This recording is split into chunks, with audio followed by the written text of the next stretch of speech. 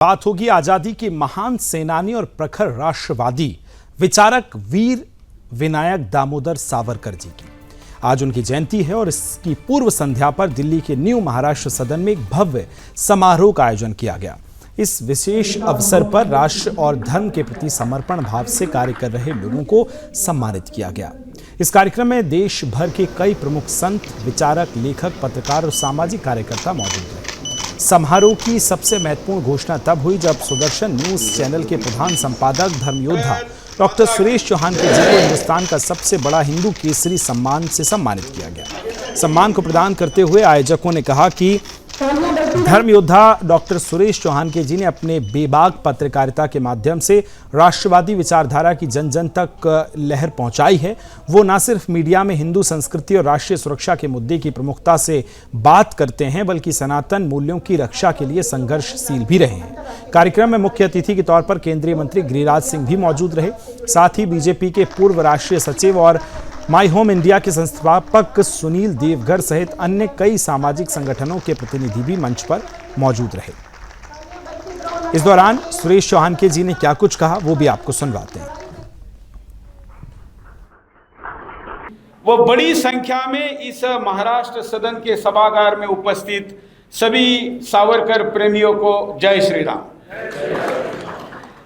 पहले तो मैं धन्यवाद व्यक्त करता हूं। इस कार्यक्रम में मुझे सावरकर जी के नाम पर और वो भी हिंद केसरी में दो संदेश है। सुनील देवधर जी को जो समझते होंगे उनको बताने की आवश्यकता नहीं, लेकिन ये वीडियो देखने वालों को भी मैं समझाना चाहता हूँ कि एक काम में कई संदेश देते हैं। तो ये हिंद केसरी में मैं ऐसा मानता हूँ कि शेर तो शेर है ही, लेकिन लोकमान्य तिलक भी है, क्योंकि केसरी का नाम लेते हैं महाराष्ट्र में तिलक जी समझ में आते हैं, जिन्होंने केसरी नाम का अखबार शुरू किया था और तब कांग्रेस में वो हिंदूवादी चेहरे के रूप में जाने जाते थे। तो सावरकर जी और केसरी जी के नाम पर, तिलक जी के नाम पर ये पुरस्कार लेते हुए मैं अपने आप को धन्य व्यक्त करता हूं और इस संगठन का, खास करके माई होम इंडिया का धन्यवाद व्यक्त करता हूं। माई होम इंडिया का प्रभाव क्या है सुनील जी का? सुदर्शन जब 21 वर्ष पहले शुरू हुआ तो हमने पूर्वोत्तर के राज्यों के लिए सुबह सुबह 1 घंटे का कार्यक्रम रखा। तो सुनील जी को कई लोग मिलकर कहते थे कि कौन चैनल है भाई जो जहां टीआरपी नहीं, लोग कम है पॉपुलेशन में, उसके लिए 1 घंटा निकालता है। तो तब सुनील जी बताते थे और वो पूर्वोत्तर के प्रति जो हमारी कमिटमेंट है वो मुझे इस संगठन से मिली है, ये भी मैं यहाँ आज के मंच पर व्यक्त करना चाहूँगा और उसके आगामी काम के लिए शुभकामनाएं दूंगा। पुरस्कार मिलने वाला ये तो मुझे बाद में बोला, पहले सुनील जी ने कहा कि आज आपको पहुंचना है। तो किस लिए पहुंचना है ये पूछने का कोई कारण नहीं था, तो हमने कहा ठीक है आएंगे। लेकिन ये पुरस्कार लेने के बाद मेरी जिम्मेवारी अधिक बड़ी है ऐसा मैं मानता हूं। अब पहले से ही इतना बिंदास बोल रहा हूं और बिंदास बोलूंगा ये भी यहां पर घोषित कर देता आज के निमित्त एक घोषणा करना चाहता हूं। जैसे चैनल चला रहे हैं और जब हम आए थे तो मीडिया में टीवी पर हिंदू बोलना, मुसलमान बोलना, ये बातें परंपरा में नहीं थी।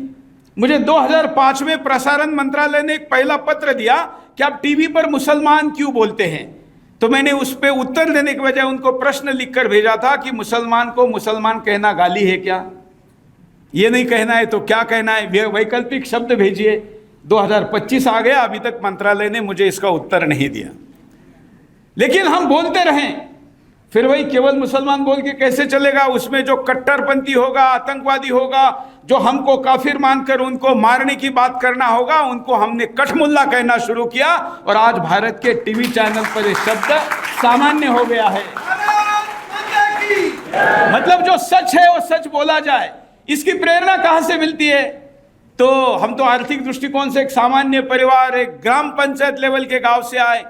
तो सावरकर जी के जीवन को जो बचपन से पढ़ा और आजकल जिनकी फिल्म आई है छावा, उन्होंने जो यातनाएं सही, ये सारी यातनाओं के सामने हमको मिलने वाली पीड़ा, हमारे साथ होने वाली यहाँ पर हीनता या हमें दिए जाने वाले तकलीफें कुछ नहीं थी ऐसा मैं मानता हूं। वो देखकर हमने तय किया कि बड़ा संघर्ष करेंगे और आज सुदर्शन आपके सामने किसी भी समझौते के बगैर 21 वर्ष पूरा करा है। मैं आज का ये पुरस्कार देश भर में हिंदुत्व का काम करने वाले अनाम वीरों को समर्पित करता हूं, जिनका नाम पुरस्कार उनको कहीं नहीं मिला है।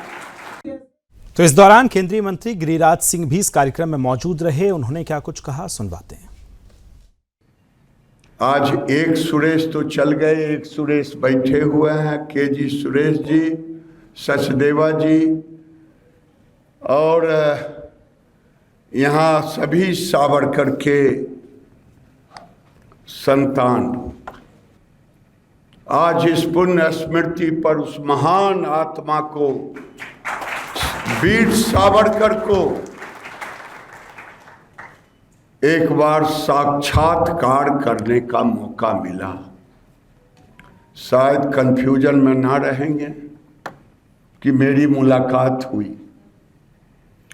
मैं उस अंडमान के सेलुलर जेल में जब गया, जो लोग यहां सामने बैठे लोग गए होंगे, उस समय उन्हें ये अनुभव हुआ होगा कि सावरकर ने इस भारत माता के लिए, इस राष्ट्र के लिए कौन सा जीवन जिया है। जब ये कह रहे थे उनकी यातनाओं का, वहां जाने के बाद जो महसूस हुआ, अभी लोग सावरकर बन के जी रहे थे, सोच रहे होंगे। मैं इतना ही दो शब्द कहूंगा। भाइयों, राष्ट्र की अवधारणा अलग है, देश की अवधारणा अलग है। देश एक जीता जागता ज्योग्राफी का किला है, लेकिन राष्ट्र एक वो भावना है। इजराइल कभी अस्तित्व नहीं रहा बीच के कालखंडों में, लेकिन इजराइलियों के दिलो दिमाग में कभी राष्ट्र नहीं मरा।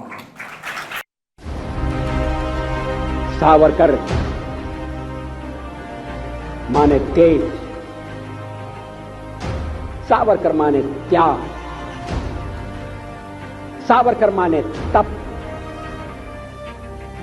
सावरकर माने तत्व, सावरकर माने तर्क,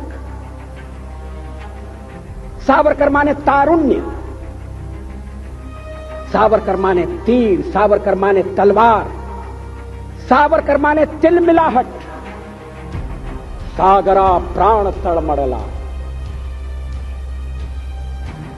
तलमड़ाती हुई आत्मा। सावरकर माने तितीक्षा, सावरकर माने तीखापन।